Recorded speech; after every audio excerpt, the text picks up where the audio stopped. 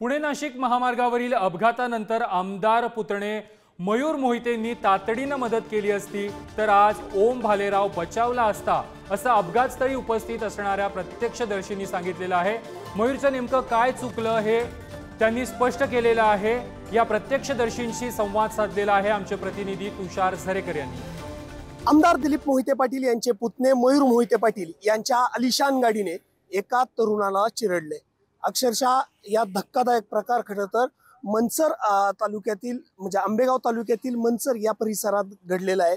प्रत्यक्षदर्शी आपल्या समोर येते। काय एकंदरीत हा संपूर्ण जो प्रकार आहे कशा पद्धतीने हा घडलाय आणि रात्री किती वाजता घडलाय आणि कोण कोण त्या गाडीमध्ये होते? रात्री 9:30 वाजताच्या आसपास याच रस्त्याने मी माझ्या घराकडे जात असताना ज्या ठिकाणी ऍक्सिडेंट झाला त्याच्या फक्त 150 ते 200 फूट अंतरावरती माझी गाडी होती। ज्यावेळेस एक पिकअप साईडने चालला होता आणि त्याच्या मागे ही व्हाईट कलरची गाडी येत होती।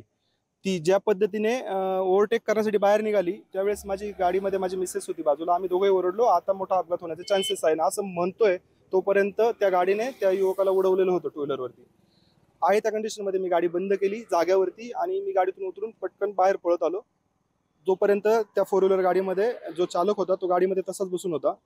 अनावधानाने माझ्याकडून 2-3 शिव्या त्याला निघाल्या। मी म्हणलं तू उडवलाय, कमीत कमी त्याच्यावर उपचार होतील, पटकन त्याला गाडीत टाक आणि हॉस्पिटलला जाऊ दे।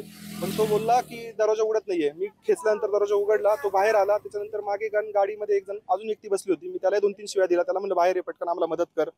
त्यानंतर डायरेक्ट आम्ही मोर्चा आमचा इकडे वळवला ज्या ठिकाणी तो युवक अपघातग्रस्त अवस्थेत पडला होता। मग त्याला आम्ही खिशातून रुमाल वगैरे काढून त्याच्या डोक्याला बांधण्याचा प्रयत्न केला, पण रक्तस्राव फार मोठ्या प्रमाणात ज्यावेळेस ॲम्ब्युलन्स आली त्यावेळेसचा नक्की प्रकार काय होता? त्यावेळेस मयूर मोहिते कुठे होते? त्यांच्या बरोबर असणारे खरं तर ज्या अपघातामध्ये खरं तर मृत्युमुखी पडला त्याला खरं तर मदत करत होती।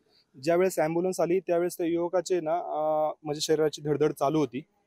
त्यावेळेस त्याला ऍक्च्युली आम्ही ॲम्ब्युलन्समध्ये टाकण्याच्या याच्यामध्ये आमचं कुणाकडे लक्ष नव्हतं, परंतु आमची ही भावना होती की ज्या वेळेस त्या गाडीचा ऍक्सिडेंट झाला ते ॲम्ब्युलन्सची वाट बघण्यापेक्षा अगोदर त्या व्यक्तीला त्याच गाडीत आहे त्या कंडिशनमध्ये हॉस्पिटलला जर पोहोचवलं असतं तर कदाचित त्या युवकाचे प्राण वाचले असते। म्हणून आम्ही जास्त प्रयत्न करण्याचं हे करत होतो।